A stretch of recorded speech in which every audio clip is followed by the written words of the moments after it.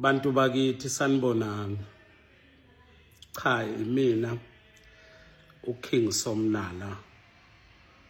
Ngizobeka ukuphoxeka nje lapha ukuthi eSouth Africa kwenzekani. Ngibona abantu beposte isithombe somfowethu abasakhile ngokwenkolelo yami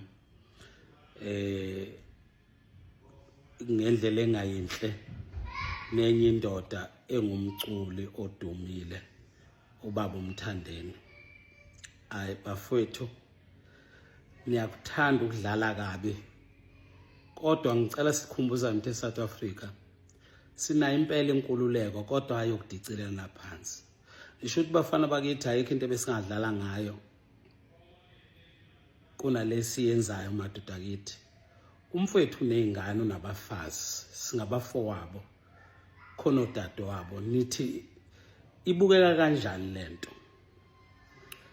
Ngingajabula makuyiqiniso ukuthi kuthiwe bayisusile abafana ivideo abayifakile. Ngapha engxenye ngifunde kuthiwa hayi abayifakile bathi bayaxolisa bebethi abantu bazobona ukuthi bayadlala. Idlala kanjani ngobaba omdala kangaka emphakathini ngento engamanyala anjengalawo?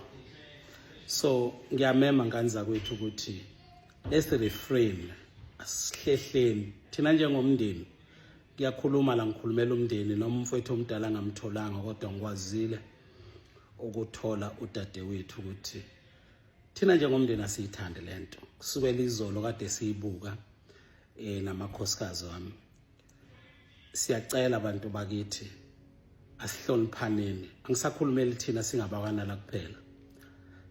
Ukuchoma indoda iqabulana nenye indoda yini nitshale emphakathini embi kangaka bafowethu?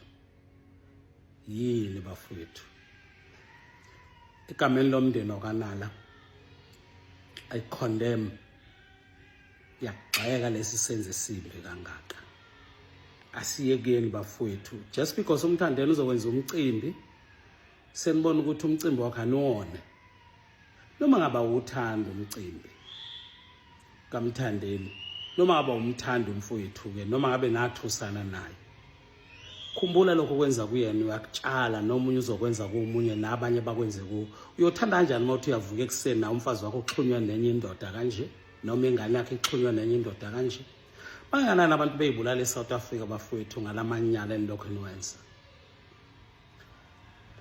Khona ukuthi lo myalezo wami uzodlulela endlebeni ezwayo. South Africa asibuyiseni ubuntu bethu.